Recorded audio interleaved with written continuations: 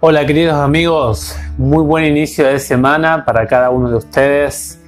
Estamos transitando un nuevo día, el día lunes. Gracias al Señor tenemos vida, tenemos salud y podemos estar acá compartiendo entre ustedes y nosotros un poquito la palabra del Señor.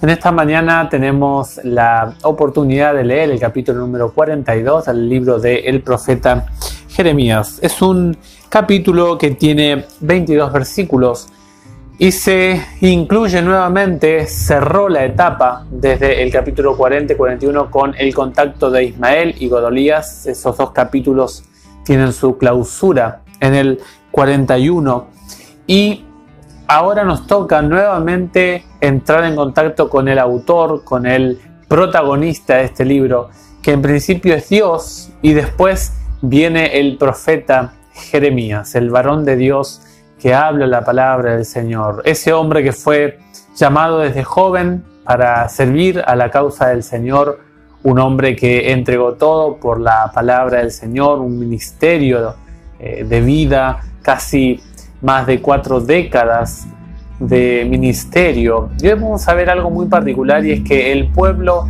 se reúne para consultarle al profeta de Dios. Vamos a ver qué tipo de consulta le hace el pueblo al profeta Jeremías. Así que vamos a orar y le vamos a rogar al Señor que Él nos acompañe. Querido Padre que estás en el cielo, te damos muchas gracias, nuestro buen Señor, porque nos regalas la hermosa oportunidad, como cada día lo hacemos, de agradecerte porque nos permites tener el momento de lectura bíblica. Gracias por este libro, Señor, porque es un libro que nos habla, que nos enseña, y pedimos que nos ayudes a poder evitar los traspiés que pasó el pueblo al pedir una orientación al cielo y no tener la actitud correcta, o no estar en sintonía o la disposición a la obediencia a lo que tú les dijiste, Señor. Queremos rogarte que nos acompañes, que mandes al Espíritu Santo, y lo hacemos a esta oración en el nombre del Señor Jesús. Amén. El capítulo lo podemos dividir en 3 partes generales. La segunda parte se puede subdividir y la tercera parte consta de los últimos versículos 19 al 22.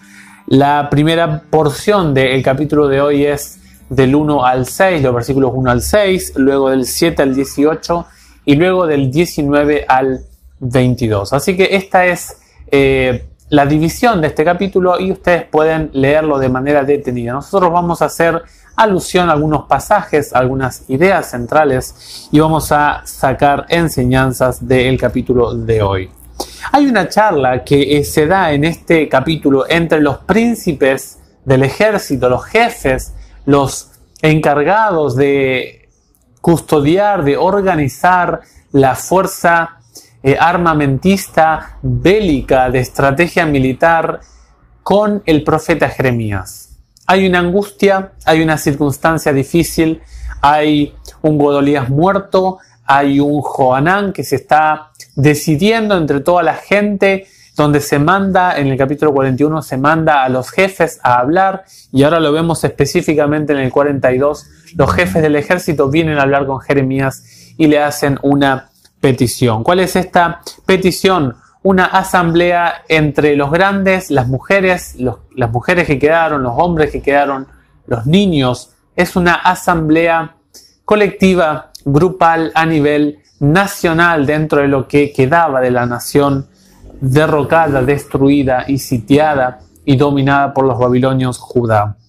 Hacen un ruego en el versículo 2 con una fervorosa petición. Miren algunos detalles de esta petición. En primer lugar, se refieren, y es muy interesante cómo se refieren a Dios acá. Por eso, en más de 40 años de ministerio, nunca el pueblo le prestó atención al mensaje de Jeremías. Y oh casualidad, es un momento en el que el pueblo se reúne y viene a pedir palabra de Jehová. No sé, da para dudar. Da para sospechar de que había algo de por medio. Y es interesante que cuando hablan al profeta Jeremías le dicen, se refieren a Dios, dice, ruega a tu Dios por nosotros. Es un pedido que no solamente descartan de que ellos tienen al centro del Dios de Jeremías como el Dios que lo adoran, sino que además es una petición de urgencia porque están en aprietos. Hay una agonía, una fractura, una debilidad social muy impactante por el hecho de que son pocos y están viendo si para resguardar al remanente que quedó, al resto que quedó, a esos que Jeremías le decía, quédense tranquilos, Dios los va a proteger, Dios va a estar con ustedes. Ahora este poquito de gente que quedaba tuvo miedo y ante el temor le hacen una petición al profeta Jeremías y en otras palabras a Dios. Y es interesante que en el versículo 3 nuevamente vuelven a decir, habla a tu Dios. El pedido incluía tres aspectos. Primeramente, que Dios indique el camino a continuar, a tomar. A su vez, el segundo elemento es cuál es ese camino, cuál es la dirección de ese camino, cómo caminar ese camino y finalmente, qué tipo de acciones involucra este camino. O sea, era un pedido de decir, profeta, necesitamos, Jeremías, que hables con Dios y que lo que Dios te diga, nosotros vamos a ejecutar en nuestra conducta individual y colectiva.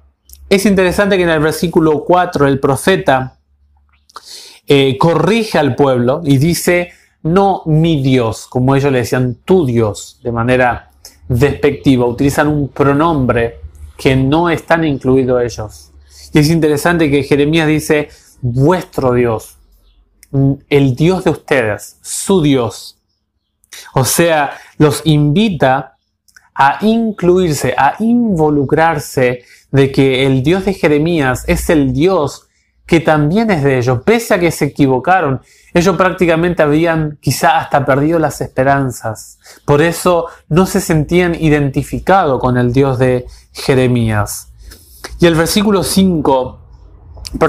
4 habla de que Jeremías dice, ok, yo no les voy a ocultar nada. Yo les voy a decir todo. Estén atentos, porque yo les voy a ser sincero. Yo no les voy a andar diciendo palabras para endulzar el oído. Era un profeta honesto, transparente, tajante, el que estaba allí enfrente.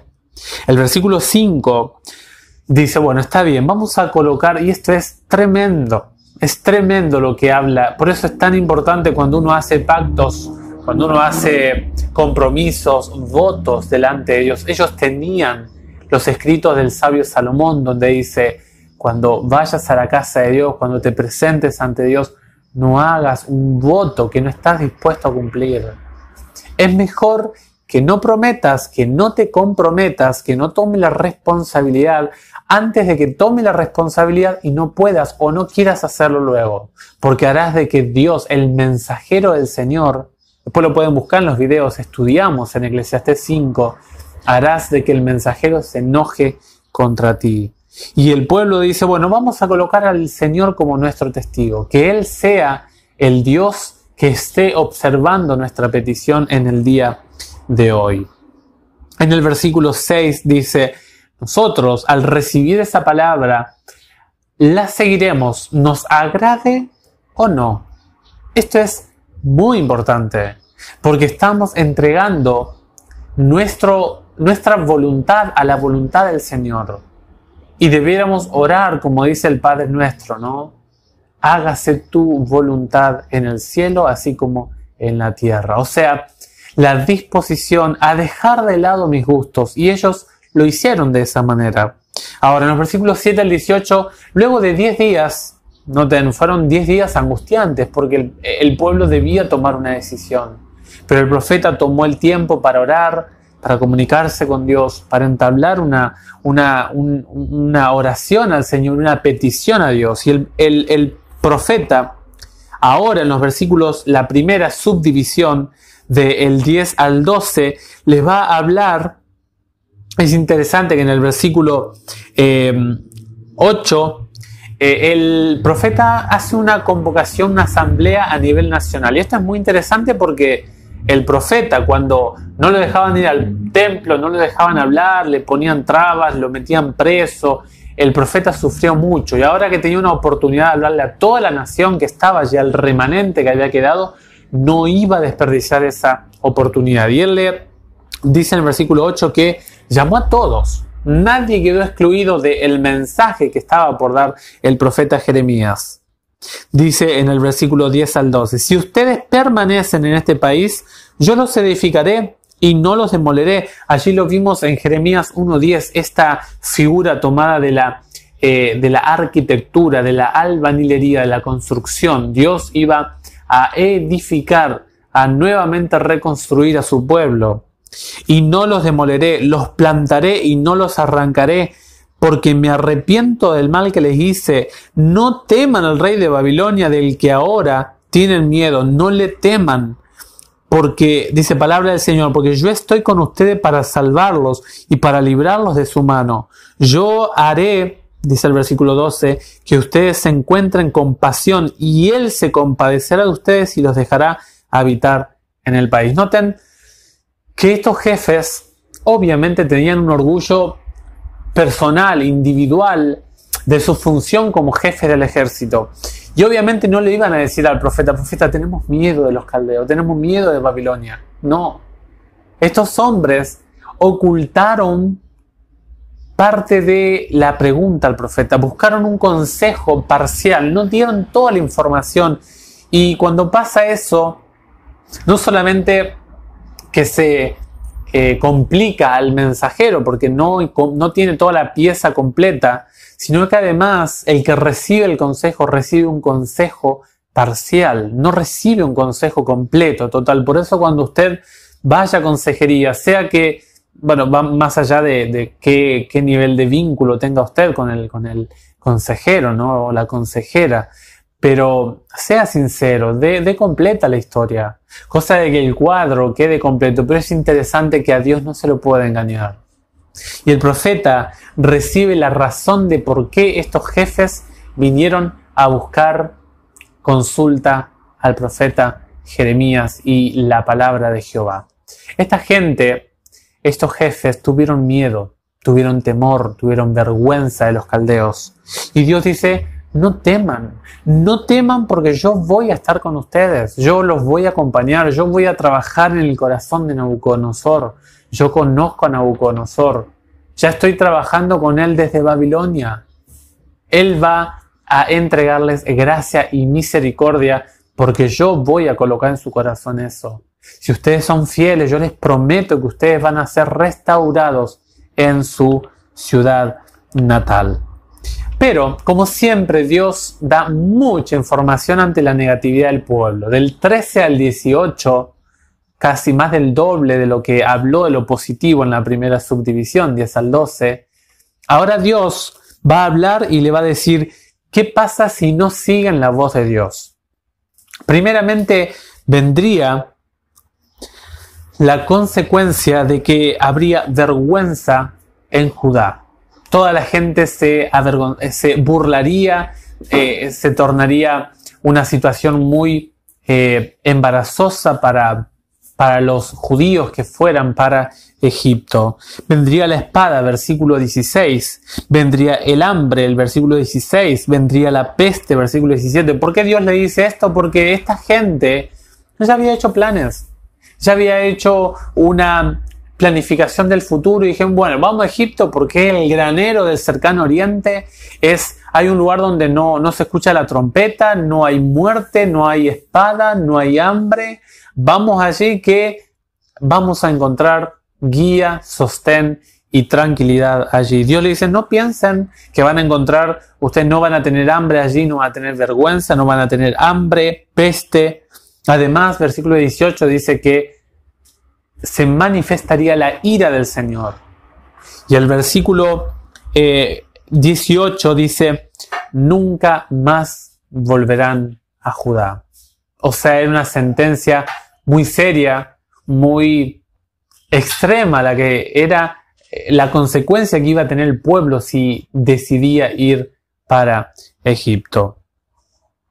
Y ahora en los versículos 19 al 22 Dios da un no rotundo, versículo 19, no entren a Egipto, no vayan a Egipto. Versículo 20, dice, hay consecuencias nefastas cuando uno no cumple un voto ante el Señor. Ustedes se han perjudicado a sí mismos cuando me enviaron ante el Señor su Dios, diciendo, ruega en favor nuestro al Señor nuestro Dios. Comunícanos, ahí corrige, no dicen su Dios, no dice nuestro Dios, porque también es nuestro Dios.